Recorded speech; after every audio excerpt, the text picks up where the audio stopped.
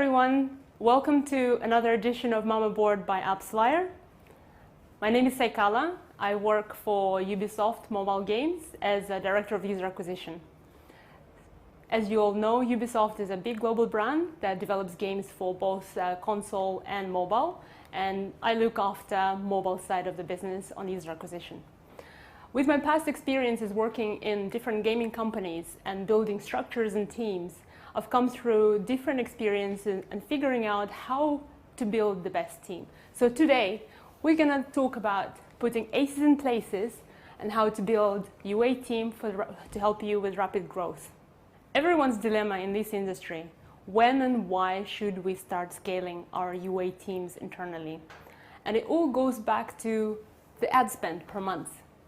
I've taken an example of, on average, between $300,000 to $500,000 per month per person. So if you are spending around this amount of money and you think that you came to a question, should I hire more or not? And the answers are, most of the times, that probably you would need to hire more people.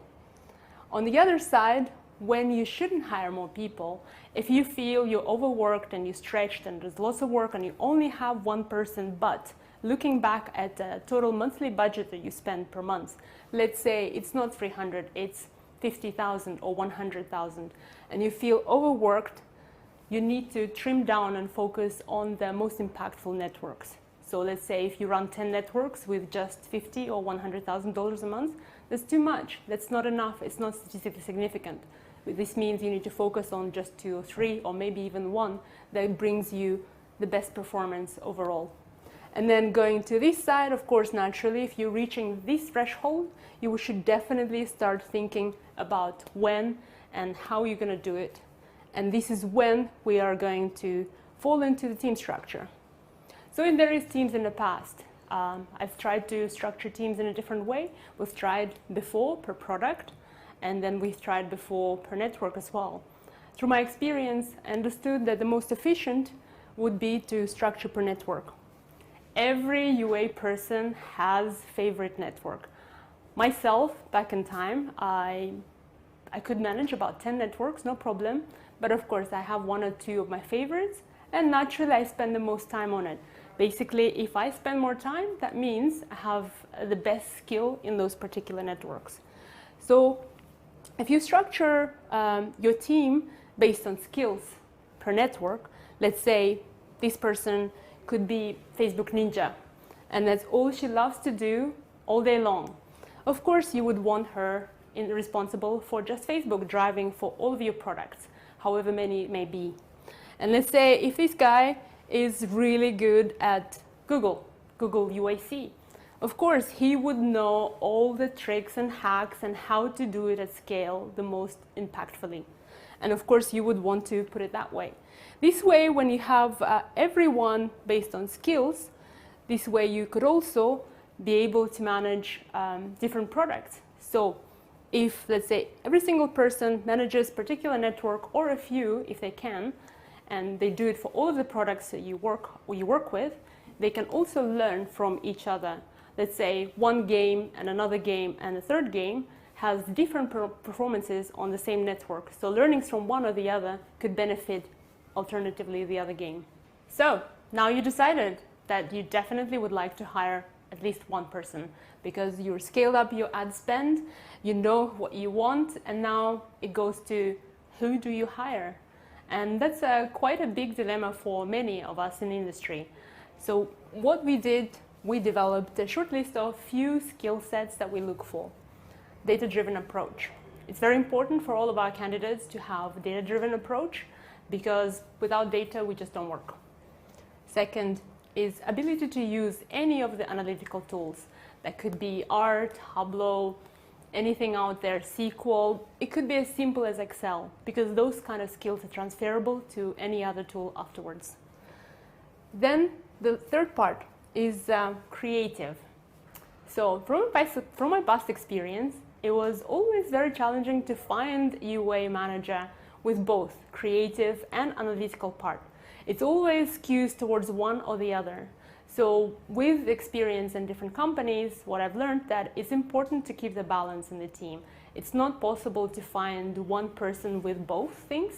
And when building teams, we try to make sure that some part of it is more analytical, some part of it is more creative, so they can complement each other and build better teamwork going forward. Another part of it is very important that candidates or your teammates are investing time and effort into communications and building relationships with internal but also external stakeholders, your ad networks, your service providers. Better relationships you build and more you learn about the products, the better you can leverage it for your own activity. Gaming experience is the cherry on a cake for us. So naturally, according to your vertical, whether it's weather apps, I don't know, dating apps, fintech or anything, you can decide if that's necessary for you or not. For us, it's nice to have. And last but not least is the candidate can use at least one SaaS tool.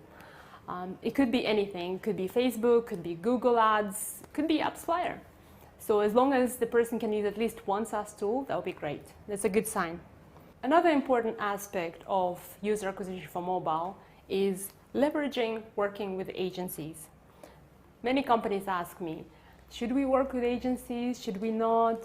Is it good? Is it not? And should we just do everything in-house?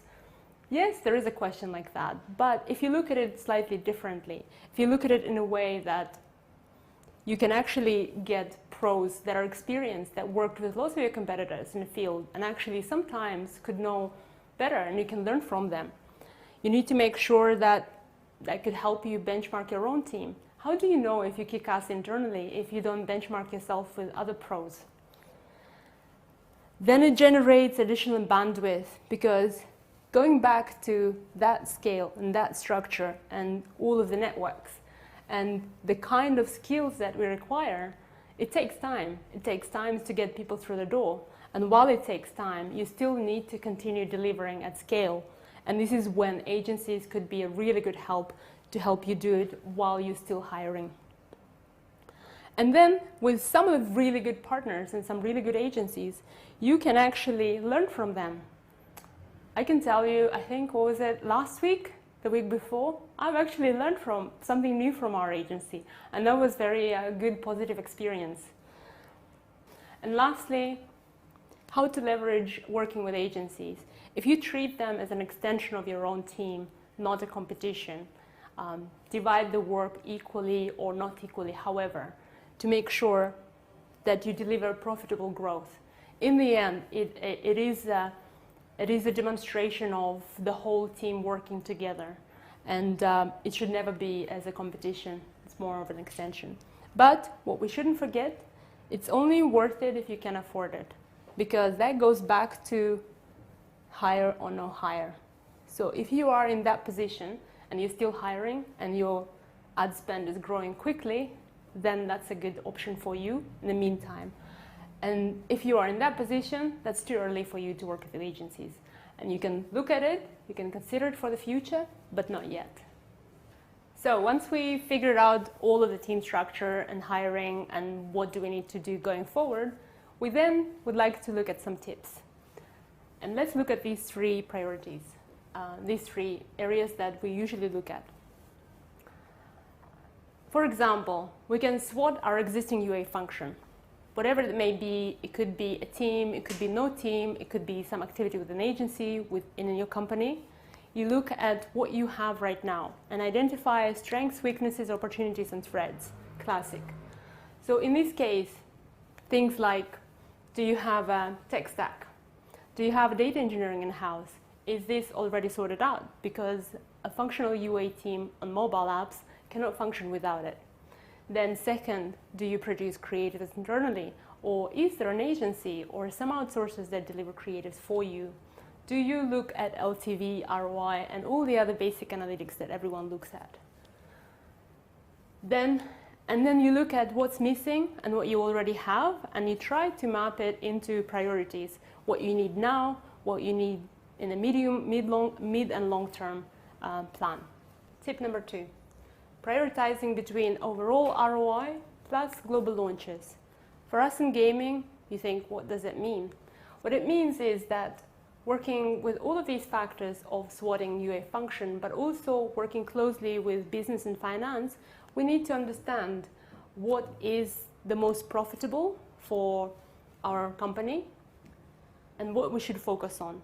So sometimes we focus on ROI only, and that's what's bringing revenue right now. But sometimes we also have future projects that are currently in soft launch or planning to be in soft launch soon. Those kind of projects still get a lot of our time because strategically they are important for the future growth when we need to prepare for global launches. Now going to the tip number 3. We would need to identify strengths of every team member. Talking about earlier, putting aces in places. Before knowing how to put aces and where to put your aces, in which places, you need to first identify what are the strengths of every team member. Naturally, that would be per network, preference, and the skill, but also depending on who they are and how much budget they run, they may be able to run more than one network, sometimes 2, sometimes 3, sometimes more. And it all goes back to also the budget size. So let's say if one person on my team is running only Facebook and spending already $500,000 or $1 million a month, I would not expect them to look after any other network naturally, and so on. So it depends on that. And mixing all of these things would bring us to creativity and science, because you need your creatives, you need your data and engineering and tech stack. You need to make sure it all goes back to the business goals and aligns with the finance function as well. And this is how we bring profitable growth going forward. So you probably wonder, what is the hiring process in some of the companies, or maybe at Ubisoft? Normal process is we find people through networking or LinkedIn posts, or anyone reaches out to us, but also we have internal recruiters who headhunt for people. There is an interview call to check the skill set match. Then after that would be test actionable insights from raw data. We release raw data dump and see how you can analyze it. And then the last but not least is face-to-face. It's mainly cultural fit, meeting the team, asking questions, give a candidate the opportunity to also interview us, because it goes both ways. And in the whole of this process, the bottom line for me is to make sure we stay open-minded and practice continuous learning, because this is the only way forward. The industry is changing so fast. Mobile UA is changing every day. And if you stay open-minded and continue learning, this is how we're going to stay on top of the UA game. Thanks very much for watching. And if you'd like to leave some comments, do it below.